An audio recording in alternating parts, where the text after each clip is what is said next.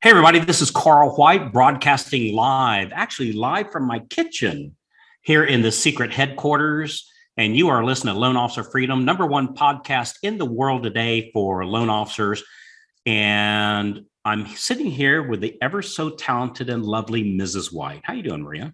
I'm doing great. Thank you, honey. Yeah, so this week, you're listening to the right episode if you want to hear about how not to go broke as a loan officer. That's a good one. That is a good one. So get this.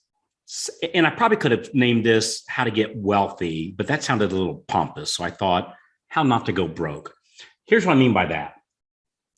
Did you know that 78% of all football players, NFL football players, 78%, almost 80%, It's a lot. go bankrupt within 5 years of their last NFL game? That's Bankrupt. 70, almost 80% go bankrupt within 5 years. That's sad. It is sad. And I have seen that with loan officers. I've seen the same thing where they make a whole bunch of money, right? And they've never made a lot before. And Why not spend it? they go out and spend it all. Yeah, they go out and buy Ferraris and boats and jet skis and just don't save it. And so what I thought we're going to talk about on this episode is how to save money and spend it. That's a great point. How to spend. Okay. I'm glad you said that. Yes. So how it works in my family with the lovely Mrs. White is you've been in charge of our finances for pretty much our entire relationship. So once we met each other, so we dated for 4 years before we got married while we were going to college. And somewhere around probably the 6-month mark, you took over the finances out of desperation for me. And it's worked out really well for us, like really well. And we found that I was really good at generating money and you were really good at making sure we had money left over after I generated it. Fair enough? Fair enough. So I thought, well, who better to have on this episode than you? So let's talk about like how much do you make and how much do you spend and how much do you invest? Let's talk first just for a second. There's 3 primary ways to get wealthy, right? 3 primary ways. You might not know this, by the way. Maybe not. So 3 primary ways to get wealthy, and I don't know of a 4th, right? So it's only 3.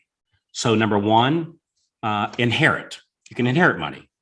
Well, we have fine parents. Both your parents are actually still alive. They're 94. You got a good gene pool, right? And I got a pretty good gene pool. My mom's still alive. Dad died about 20 years ago from a childhood disease. Actually had his whole life. But I think it's pretty safe to say while we did inherit some really cool stuff from our parents, money and property and wealth was not one of them. Fair enough? Fair enough. Yep. That while they gave us plenty of character and wisdom and love and taught us how to love other people, they didn't teach us how to become wealthy because they awesome parents. They weren't neither one of wealthy. Probably yours a little more than mine. So I would say my family was kind of the working poor, right? So kind of middle class. They had their own business, so they were entrepreneurs. They did. He taught me entrepreneurship, but it wasn't what I would nowhere near as successful as. And again, I'm not trying to talk. My parents are awesome parents, but anyway, let's just say my family was probably the working poor and middle class at best. And yours was probably solid middle class, like somewhere in that neighborhood. So inherit is one way. Well, that for me and you, that didn't work out. The other way is to invent something, like Elon Musk. I don't know if he invented the electric car, but he certainly perfected it, I think some would say. Or Steve Jobs and Steve Wozniak invented the laptop computer, right? So inherit, invent, that didn't work out neither well for either one of us. And then investing. That has worked out extremely well for us. Now, there's a couple kinds of different ways of investing. So let's talk about the first way first. So what everybody thinks when I say investing is buying like stocks or rental houses or real estate or I think of that too. Gold, silver. Well, there's another way to invest too. There's investing in your business. And so let's talk about that just for a brief minute. And then we're going to talk about the other stuff and what percentage do you save and how do you get wealthy? I literally slept on the tennis courts when I went to college because I couldn't afford a dorm. And so I literally slept on the tennis courts. The reason I picked the tennis courts is because they had a fence around them and I didn't have to worry about the possums and raccoons and whatnot. And the gym was right next door. So I could go over there and take my shower in the mornings, right? And where did I get off on that tangent? I don't know, but that's who I was dating. Yeah. And you saw that guy sleeping on the tennis court. And you went, "That's my future husband. That's my future. That's who I want. That's who I want." Yeah. So, investing in business. So if I was to tell you, I've got a stock that pays 20% return per year, you would go, Sure. Absolutely, all day long.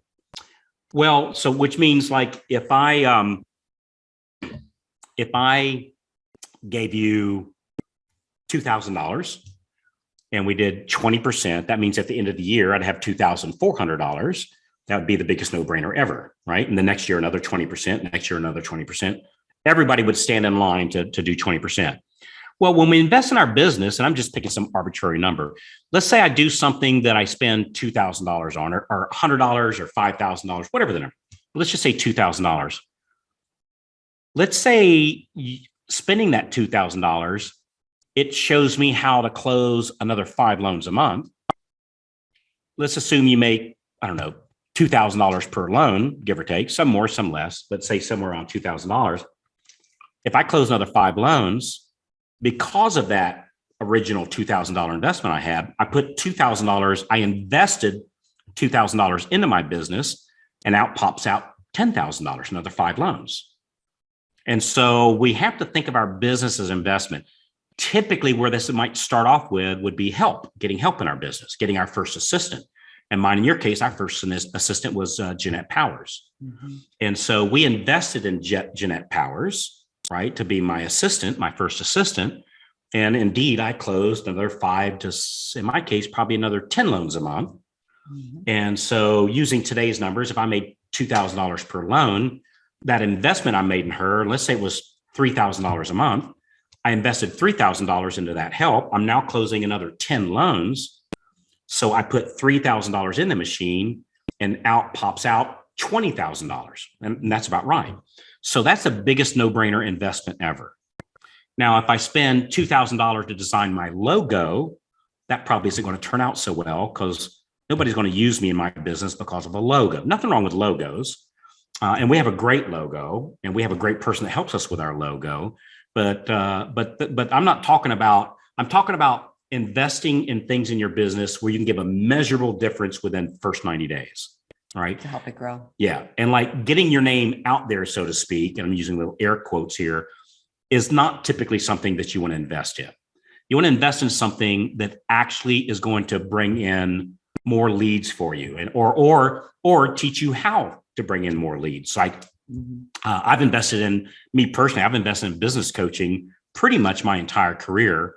And I can tell you that has been worked out for me really, really well. Yeah. So my first business coach, which I don't think he does anymore, I'm very grateful for him, was Brian Sachs. Mm-hmm. And some of y'all been in business for a while might know who Brian Sachs is. He sold his company, super nice guy, but that worked out really well for me. I don't remember what his coaching was, but I think it was, I don't know, $300, $400, $500, something like that. And he taught me how to write even more loans, with Jeanette's help. And that was a very good investment. When I bought my first CRM, which in my case was Mortgage Quest, I think it was like $100 a month or $200 a month or something like that. And that helped me close another 30, 40, 50% more business. And so it was a great investment. So the first thing that I want to talk to everybody about is you've got to invest in your business. And if you're always looking for, well, how can I do this free? That's probably not going to work out so well. Instead of spending all your time trying to get something for free, just write a check, get it done with, and then start getting the results of that thing. So don't worry about, well, gee, look, if you're going to make shoes, you got to buy leather. If you're going to make cakes, you got to buy flour. If you try to make a cake without investing in your business and without buying flour, you're not going to make a cake. So you have got to invest in this business and you've got to get help and you've got to get some tools. And our belief, and this might sound like a shameless plug because you and I own a coaching company, is you got to have coaching. But I believe in it because still today I have two different coaching programs that I'm actually paying into. And as time goes on, frankly, it's cost us more and more because I keep leveling up on my coaching, and we write a pretty good check for that every month, but we get a much larger check, back from learning what they did. Right. All right. So that's the 3 ways to invest. So let's talk a little bit about how much do we save and how do we save that? So you and I started off, and a guy named, I'm going to mention his name here. You don't need to Google him because he was just a friend of mine, just a buddy of mine. And I think he's since retired, and he's not a coach or he's not a financial planner. It's just a buddy. Was Ron Poutney. Remember Ron Poutney? Yeah. His wife, Bernice. Okay. Yeah. He was a real estate agent. Yes. And one of the first ones I started working with. Yes. And really smart guy. And he helped me out with things. He kind of put me under his wing. And he taught me a great rule, which he called Poutney's principles. But again, he doesn't offer a program or anything. But he told me to save 25% of personal net. 25% of personal net. And just so you know what that equates to is, like, let's say I get a closing and I make $2,000, right? Some 1,000, some 5,000, but whatever. Just say $2,000. Well, the government takes out in taxes somewhere for most of us between 40 and 50%, depending if in some states more than 50% by the time you do federal and state. But let's just say 50%, just for argument's sake here. So we get a check for $2,000, half goes to taxes. So the amount written on the check that I can take to Bank of America in cash is $1,000, right? Because half of it went to FICA and insurance and taxes and whatnot, right? So what Ron taught me to do is save 25% of the amount I can cash the check for. So gross would be pre-tax, net is after tax, right? So if I have a closing, so if my monthly check this month is $10,000 and and 5,000 of it goes to taxes, the 5,000 that's left over after taxes, I saved 25% of that. Now, you and I probably about 3 or so years ago switched over, or maybe 4 years ago, somewhere in that range, switched over to 25% of gross. In other words, we save about half of the money that we make after taxes. So if we made, $10 million last year, then we saved about 5 of that, or whatever that number is. Let me talk. If we made $100,000 last year, then we would save about 50,000 of that dollars. I found as we made more money, it was easier for us to save money because the 50% that's left over after we save it is a larger number, and we can save half our income, and we still fly first class, and we still go on amazing vacations, and we still buy cars when we want to. We're in the process of building a 6-car garage, not because I needed it. Oh, I needed it. Yeah, Maria needed more garage space for all my toys, for all your toys, all those motorcycles and slingshots and convertibles and trucks and Teslas and slingshots and all those Harleys and all that stuff. So I got my new kitchen, as those of you watching this live can see, I'm in my new kitchen. And because I got my new kitchen, she's getting her 6-car garage. Right. But we found that we can, which we always pay cash for. So we found that we can save 50% of our take-home income and still have plenty of money left over. Now, here's a great point that I want to bring across, though. So in saving your 25% to start with, some people might say, well, I can't do that right now, Carl. It would pinch me.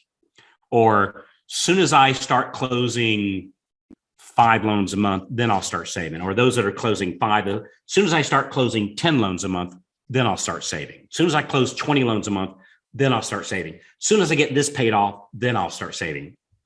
You've taught me, don't ever do that. That you start saving right now. Because if you say, soon as this happens, then I'll blank. Soon as blank, then I'll blank, it'll never happen. No. Like, it'll never happen. And I'm living proof that you can spend everything you make, no matter what that number is, prior to meeting you. Now, the thing about saving the 25%, you go, wait a minute, Carl, I can't do that. You can. You absolutely 100% can. What's going to happen? We're in a very unique industry where we can dictate our income. Our actions that we do today dictates our income 90 days from now. And so what happened when we started saving money, it was like, oh my gosh, I don't have much money left over and I'm pinched. So I go make more sales. I figure out, well, gosh, I need to make more money. So instead of, well, I'm not going to save as much. No. Go do good activity that brings in more leads and closes more loans. And so originally, when we first started saving our 25%, the motivation for closing more loans was, hey, we're saving this 25%. That's a given. That's not optional. That's not optional. That has to happen. And so if we're tight on the 75% that's left over, just close more loans. Just go get, as my dear friend Frank says, go get Mo. Just go get Mo. Make Mo, right? And so that was a great motivation. I'll never forget my very dear friend, and y'all, she's been on the past podcast a couple of times, my very dear friend, Jen Connolly. So I'm getting ready to use a phrase. If you got kids in the car, you know what? I'll never mind. I always try to leave these as G-rated, and I can do that here. So I'm going to change her wording just a little bit. So when I first started coaching Jen Connolly, a lot of y'all have heard about her. Fantastic lady, doing really, really, really well these days. When I first met her, she's closing a handful of loans. Awesome lady, really smart lady. Funny, and just a good person. Become a very, very dear personal friend of ours. And she's making some serious jack, like serious money. And when I first started working with her, I said, now, Jen, you got to save your 25%. She said, Carl, I can't. I said, you don't have an option here, right? You have to save your 25%. And so I never forget, she was about, a month into it. And she calls me up and she said, this is too hard, you son of a gun. I just son of a gun, right? It was a different phraseology. I'll use a different word. Different phraseology there, but this is too hard. And I said, Jen, you're going to thank me for this. You have to save your 25%. If you don't, I can't help you. So number one, we're going to ramp up your loans. But number two, we're going to make you wealthy, because once you get wealthy, and this isn't just so you can go buy a new Rolls Royce, so to speak, or a new 6-car garage or whatever that thing is. It's so that you can set your family up to be in good shape, something ever happened to you, or so that you can help other people. So like you and I, and I'm not saying this to be braggadocious at all. I'm telling people to inspire. So one of the things that we do with our savings is we're sending, and I'm not going to mention any names here, we're sending a young lady to law school. And so we gave her a scholarship for law school, and she's getting ready to graduate here in May. Mm-hmm. And she's graduating the top of her class, number one in her class. And we got the most kind message, not just from her, but from her dear mother. Just a very, very kind message. So in this extra money that we're saving and that we're making, we don't do it just so we can put more chrome on our car or buy the bigger Rolls Royce. We do it, and there's nothing wrong with the Rolls Royce, right? I'm not saying that, but it's so that we can help more people. You and I, with our dear friend Don, we built a center, and to my understanding, I think we funded 100% of it. I think that's my understanding. I think so. We funded a center down in Cartagena, Colombia, South America, for battered women. And Don is kind enough to send us pictures back of all the people that's attending this thing. And it's both women and kids, of course, and it's really making a difference. It's helping people. And we have another center not too far down the road where it's, I don't know the right way to say this. I don't want to be offensive, but it's like for severely mentally handicapped adults. Mm-hmm. And we help that out. Mm-hmm. We have two other families that we help provide housing. And one of them, single mother, we bought her a car, no relation, bought her a car. And so when we start doing this saving, it's not for a greed thing, it's so we can help people.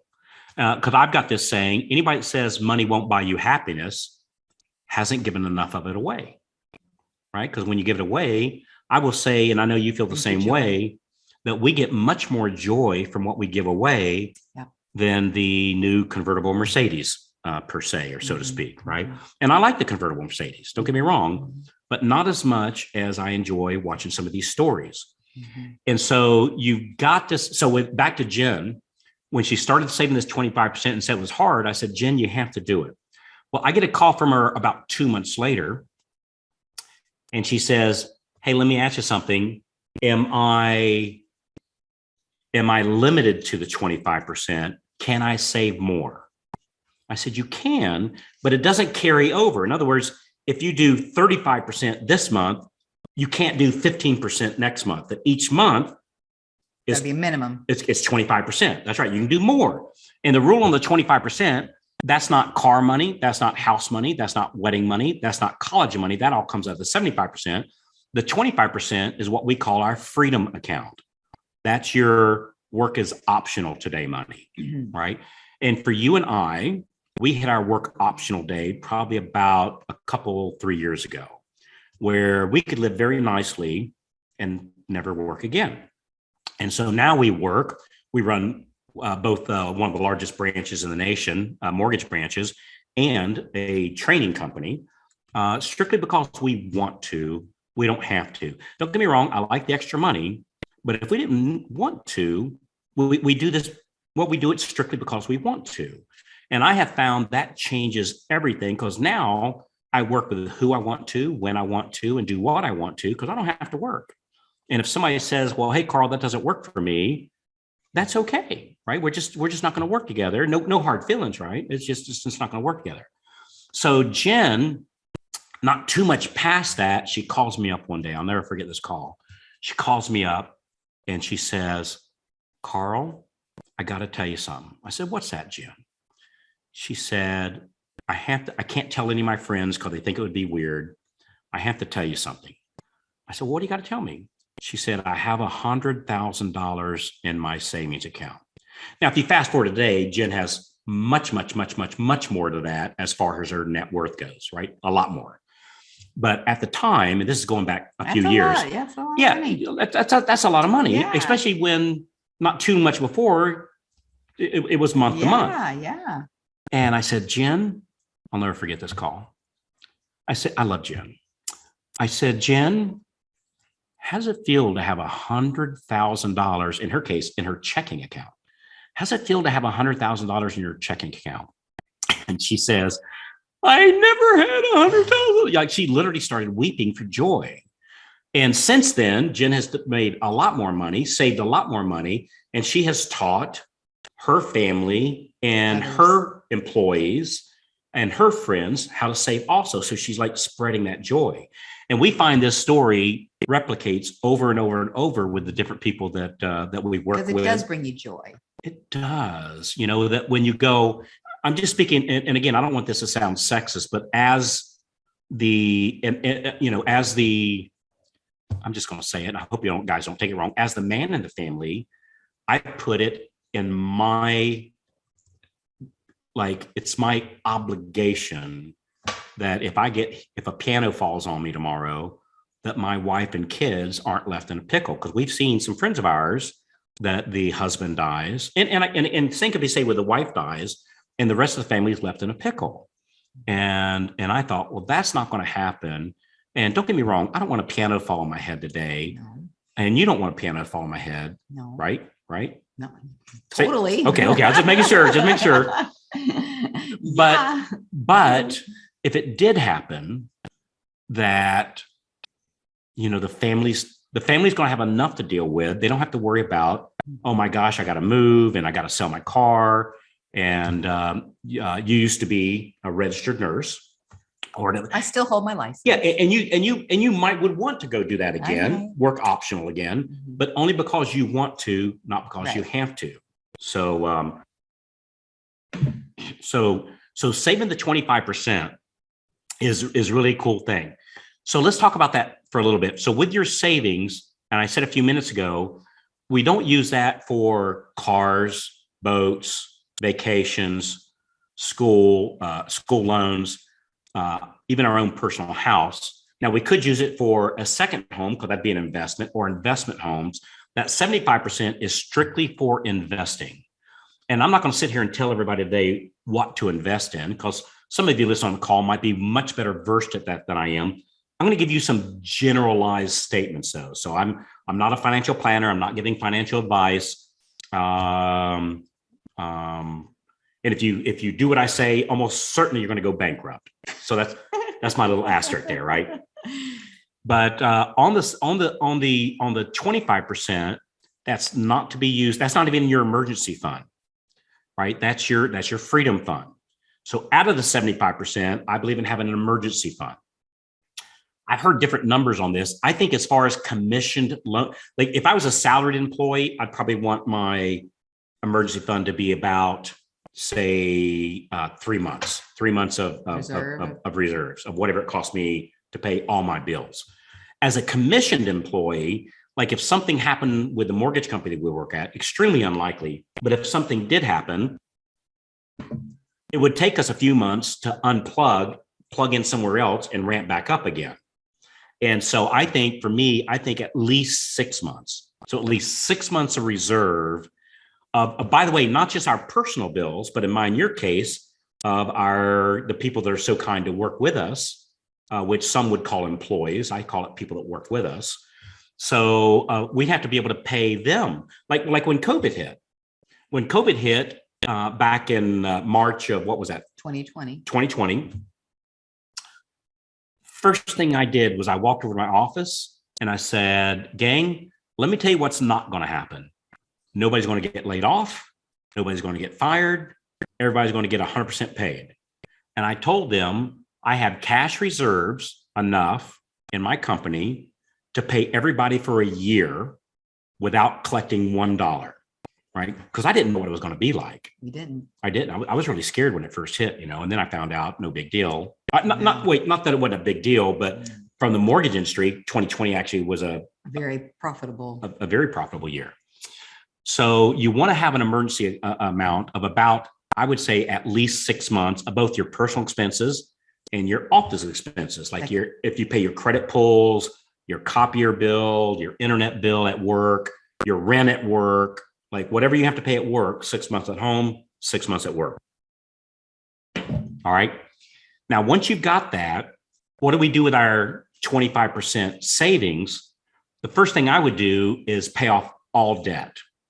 Now, this is a little controversial. And again, I'm not telling you what to do. I'm telling you what we did is we paid off all our debt. We paid off all our credit card debt. We paid off all our car loans. And in our case, we paid off all of our real estate. So both our personal house and investment properties. Now, some would say, yeah, but you should leverage that. And I'm not saying you shouldn't. I'm just telling you what we did is we just paid everything off because, and I tell you why we did that. When the crash of 2008 hit, it was very painful for us.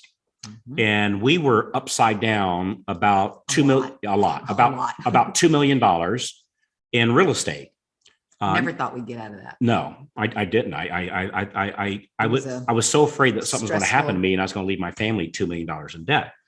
And the houses that we had paid $300,000 for were now, and we were renting them out, we're now literally selling for $133,000.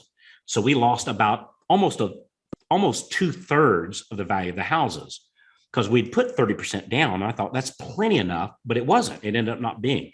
So in our case, we paid everything off. And you and I today owe, and for many years now, owe literally $0 to anybody. We don't owe anybody a dime. And I sleep really, really, really good at night. Now, if I was in my 30s and maybe even my 40s, I would leverage a little bit more on the real estate side. But in our case, now you're much younger than I am.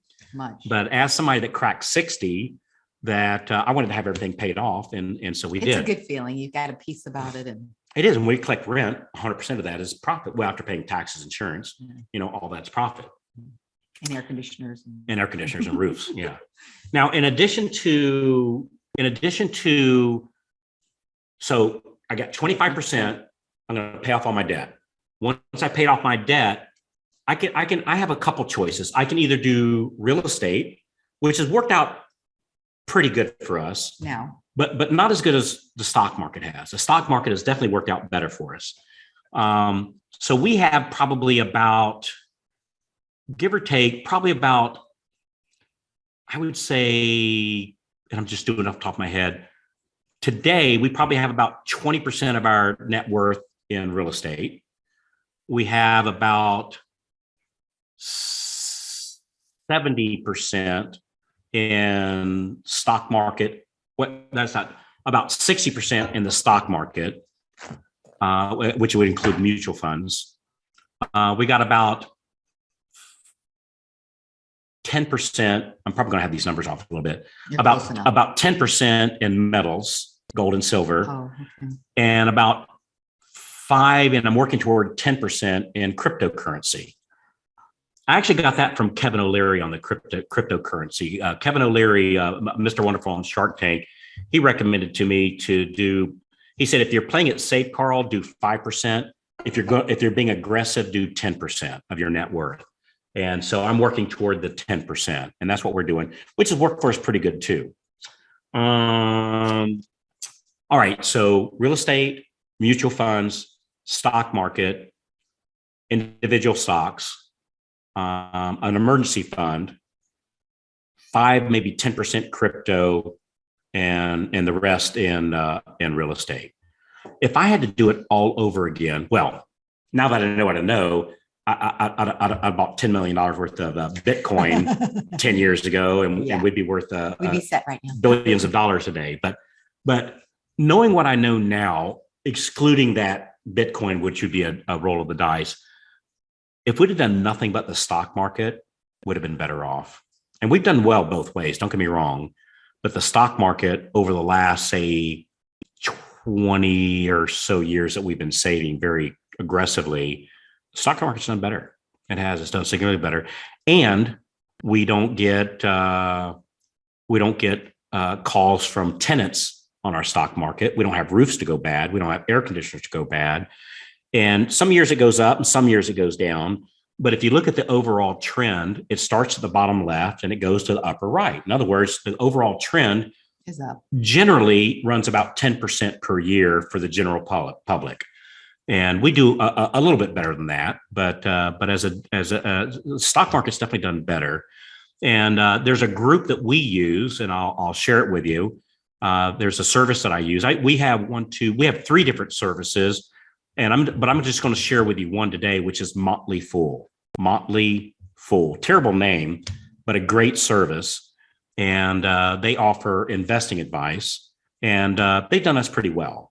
Now, the growth stocks, which are heavily into, has taken a serious beating here in the last 6 months, but that happens. And you have to understand what I learned from the Motley Fool. If I'm buying a stock, it's in my mind is for at least a minimum of 5 years. And if you're in it for the long money, which that's how you and I invest, is we're in it for the long money. We're not a day trader, right? We buy great companies and hold them for the long term. And one thing cool about the stock market is the worst it'll do is lose all your money, 100%. But the best it'll do, some of our stocks have gone up 5, 6, 7, 800%. So the worst it'll do is go down all 100%, but the best it'll do is go up 5, 6, 7, 800%. So it's got a lot more room going up than it goes negative. And I guess real estate would do the same thing. It's just more headaches. It is. Because you're the one that manages the. I do. How many hours a week or a month would you say you spend on the real estate? It's hard to say. Sometimes it's more than others if we're having issues like the roof or the air conditioner or rodents. That's been lately. Yeah. Pretty much we give them, our tenants, good rent, so they good price on the rent, so they don't leave, they don't go anywhere. But if turnover, that'd be a real hassle. Yeah, but we don't have turnover. We've spent $30,000-$40,000 when somebody moved out to fix them back up again. Because you're always going to need to put down new carpeting, paint the place, and we or have new some tile. big houses. Yeah, we got some big houses. Probably our average house is probably, I don't know what, $350,000, give or take, which here in Florida is a decent size. Like some of these are what, 4,000 or 5,000 square feet. Well, they're 335, 3,500. Okay. That's a big house, Which is though. a big house. So we got Yeah. 5 bedroom, Yeah. 3 bath or It 4 bath or something like that. So they're big houses. So yeah, yeah, but they've been there a long time. So they have. Let's see. One last thing, and we're going a little bit long on here. If you've got a 401k or an IRA or whatever you have your company has set up, max that thing out. yeah, take advantage of that. Yeah. And that, by the way, that counts as part of your 25%. So max that out, eliminate all debt except for your home. And when you're eliminating debt, I don't go with the highest credit card. Well, like when we started doing it, we picked on the smaller credit cards first, and then You feel an accomplishment. Yeah, you get one knocked off, and you cross that one off the list, and that was real good. Last thing I want to talk about: when is it okay to go buy a? We talked about a Rolls Royce. So when's it okay to buy a Rolls Royce, or when is it okay to start flying first class, or when is it okay to go buy a Rolex, or when is it okay to splurge? When is it? I really struggled with this one, because we weren't taught how to do that. And you hear two stories. You hear one story: the football players, they make a bunch of money, they spend it all, and they go bankrupt. Yeah.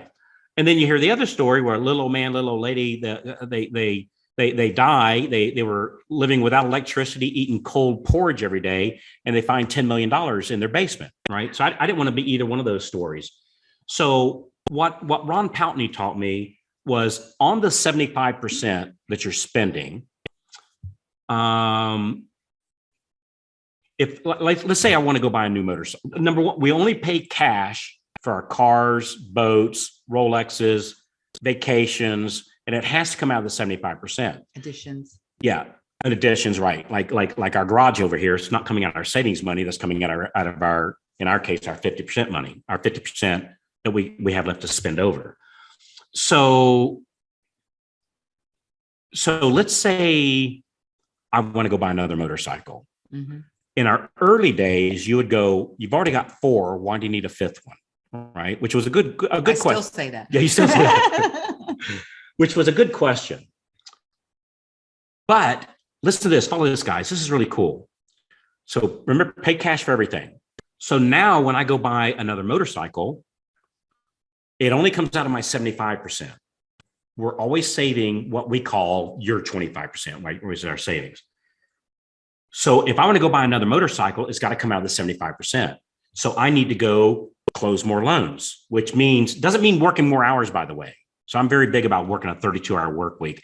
It means I need to leverage other people's talents to help me close more loans, right? I have to invest into people, and they leverage my talents and I leverage their talents. Doesn't mean work more hours. So closing more loans doesn't mean more hours. You don't want to go down that route. No. Trust me, I've been there. No good, right? No. So you can close a ton of loans and work a 32-hour work week. I think our branch probably averages, I don't know, a slow month would be 550 loans, a busy month about 800 loans for the month. So we have a very, very high volume shop, and I truly work about a 32-hour work week.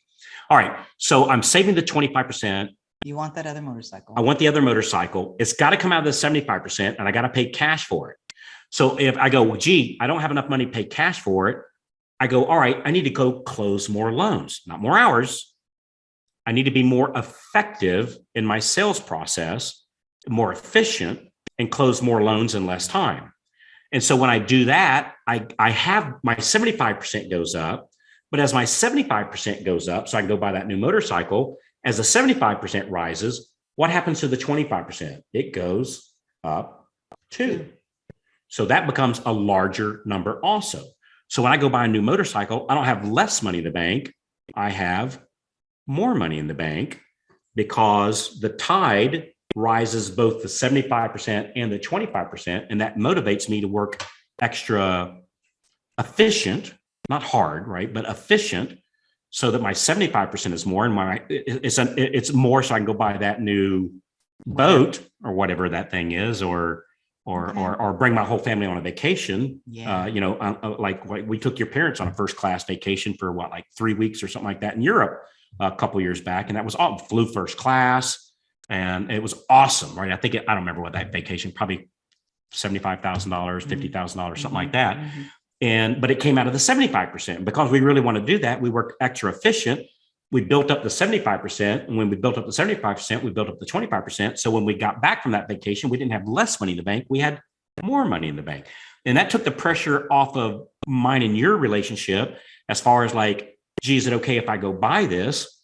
Yeah, as long as I pay cash and it comes out of this. Well, these days it comes out of the 50%. As long as we're saving the 50%, like one of my hobbies is I'm a ham radio operator. Some of you might not know that. The lovely Mrs. White loves that hobby, right? Or not. Yeah, or not.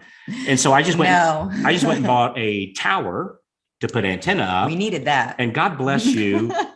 You were totally on board. Oh, no, really, goodness. really. I'm being serious here. Yes. You were totally on board with that because it came out of the 50% that I'm allowed to spend. And the 50% of savings was absolutely more. And so there was, just being honest, there was zero pushback and you were way okay with it because I'm saving 50%. And it brings you so much joy, those radios. Not as much joy as you do though, honey. Not as much joy as you do. So, all right. So anyway, so that's it. I think we covered everything. So I'm going to tell you right now, go save your 25%. Don't wait. Start doing it right now. If you're pinched, go close more loans. And here comes a shameless plug. If you need help closing more loans, see how that segued into that? That was beautiful, honey. Beautiful. If you need help with that closing more loans in less time, reach out to me and I'll give you a free demo of a coach call. So I'll set you up with a coaching call. It'll be about 45 minutes long. It'll be one-on-one. And I'll show you how much value you can get in a 45-minute coaching call. And then you can decide if it's something you want to continue. If you get a lot of value, you might want to continue. And if not, you would say no. So it's my job to blow you away with and impress you with what I can teach you in 45 minutes. I was thinking about this the other day. It's kind of like, remember that old show, Let's Make a Deal with Monty Hall? Yeah. And you had to guess what was behind the three curtains. Well, what if you could see behind the three curtains and pick which curtain you want? So I'm going to open the curtain up, let you see what you get with a coaching call by actually giving you one. Great. And then you can decide if it's a good match for you, right? Isn't that cool? Sounds very cool. Did you like the way I segued in that pitch? You were very smooth. That was smooth. Yeah. So I was smooth. So you taught me how to be smooth. Oh, did I now? So if you go to freedomclubdemo.com, freedomclubdemo.com, it'll ask you a couple of questions so we can prepare for this one-on-one call. And then it's going to take you to a calendar and you're going to pick a time and a day that works for you.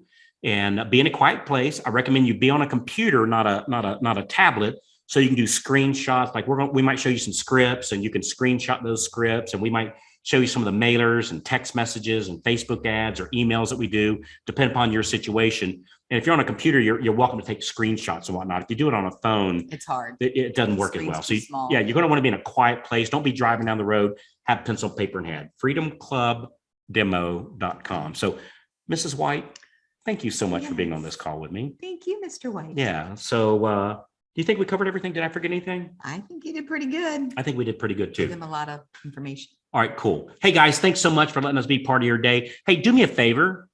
Or do the lovely Mrs. White a favor. Forward this episode to 3 of your loan officer friends. To 3. Not 5, not 10, not 25, not 2, 3. 1, 2, 3. Find 3 of your loan officer friends that you think would benefit from this and forward this episode to them. I'd really, really appreciate it. And I bet they would too. So thanks so much for being part of the podcast. Thanks so much for those 5-star reviews. I really appreciate them.